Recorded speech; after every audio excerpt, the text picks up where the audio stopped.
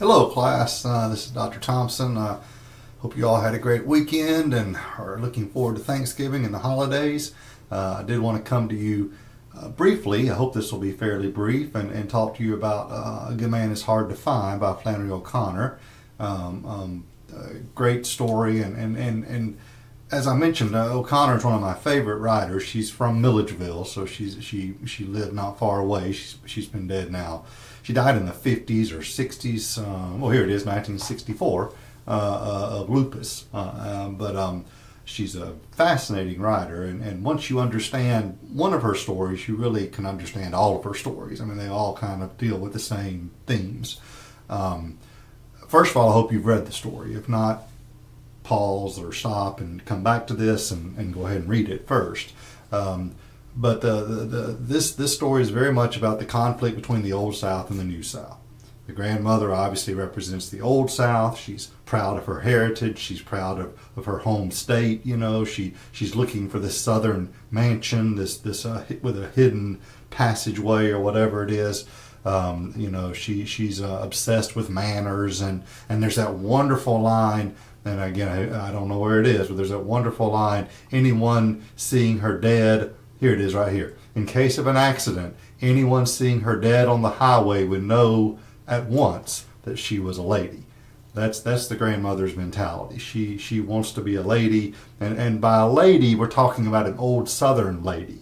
An old Southern lady was in the Old South. You were a lady based on your heritage, your family. Remember in To Kill a Mockingbird, if you've read that book, it talks about how the longer a family had been squatting on one piece of land, the finer of a family it was. It didn't matter if that was a racist family or a judgmental family, or their character didn't count. What mattered was their money and their heritage and how long they had been in that town, quite frankly. And so the grandmother, as you can see in the story, is not necessarily what I would call a lady, and I would think maybe not what you would call a lady. She's quite judgmental. She's racist. There's that great line when she's walking by when they're driving by the black child, and again, I don't know where this is, but she says, "Oh, I wish I could paint that picture." I don't see it right now, but it's a great line. I always thought it was. She tells this racist story here about the black child with the watermelon. That's certainly telling. But to me, my favorite quote about her has always been that one, which I can't find, where she says, "Oh, I wish I could paint that picture. This poor child is in the doorway without pants on, if I remember correctly, very poor, and she wants to preserve that. She wants to keep that child in poverty. She wants to preserve his poverty in a picture instead of trying to make him better, instead of trying to help him improve his life. She just wants to kind of keep him where he is. She's very content with the racial structure and the socioeconomic structure of the Old South because it benefits her. She's at the top of that structure. She has money. She has a name. She's a lady. And so she's perfectly fine with black people and poor people being, at the bottom of the totem pole, if you will. Again, I don't know exactly where. Anyway, so that's the grandmother is the Old South. She represents the Old South, and then she has this conflict with the New South. The New South is obviously represented by the misfit. Their conflict is one between the Old South and the New South. The New South, again, is the misfit who takes his shirt off in front of a lady.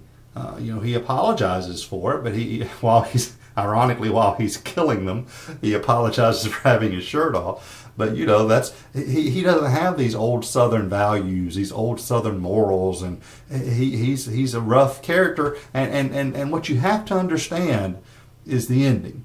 You have to understand this final conflict between the old and the new. When the grandmother says the most important line in the story, "Why, you're one of my own children," right before he shoots her.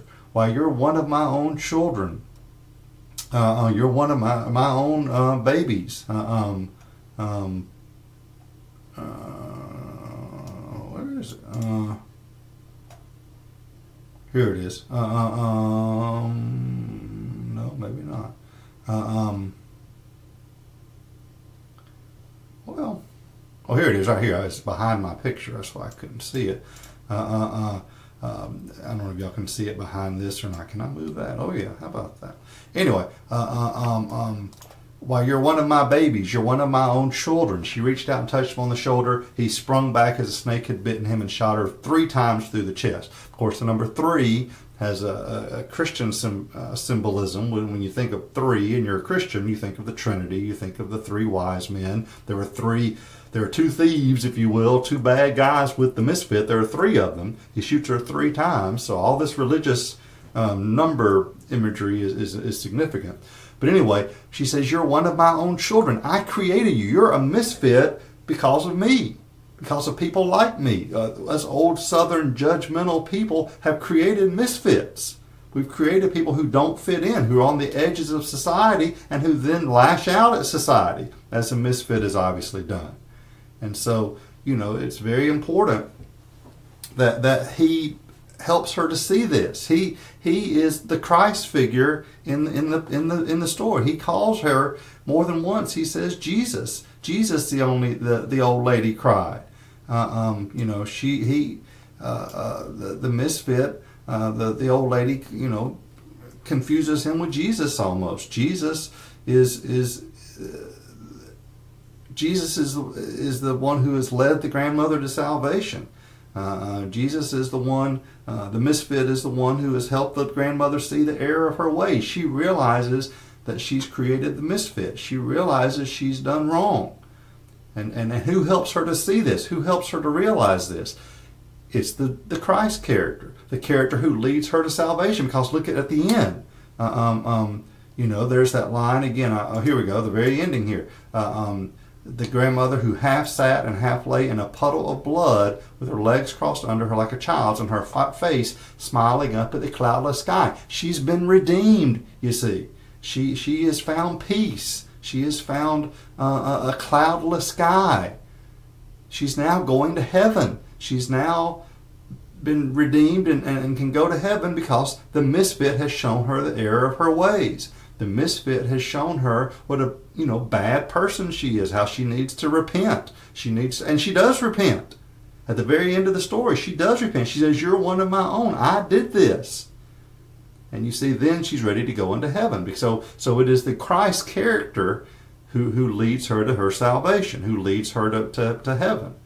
And again, this is all over Flannery O'Connor. Every Flannery O'Connor story just about you're ever going to read deals with this idea of a old Southern person who needs some kind of kick, if you will, usually quite violently, who needs some kind of kick into the New South, into the New World, and often that happens with their death.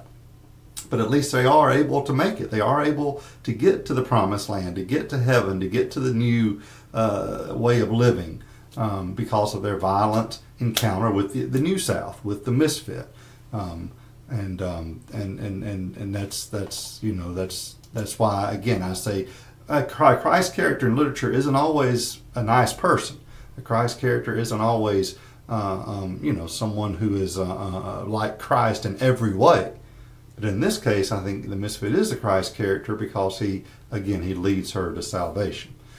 Anyway, there's a lot more to say, but this is an incredibly rich story, and that's the heart of it right there, that conflict between the old and the new. So anyway, I hope you enjoy this unit. I certainly enjoy talking about this stuff, and I look forward to seeing your thoughts on it.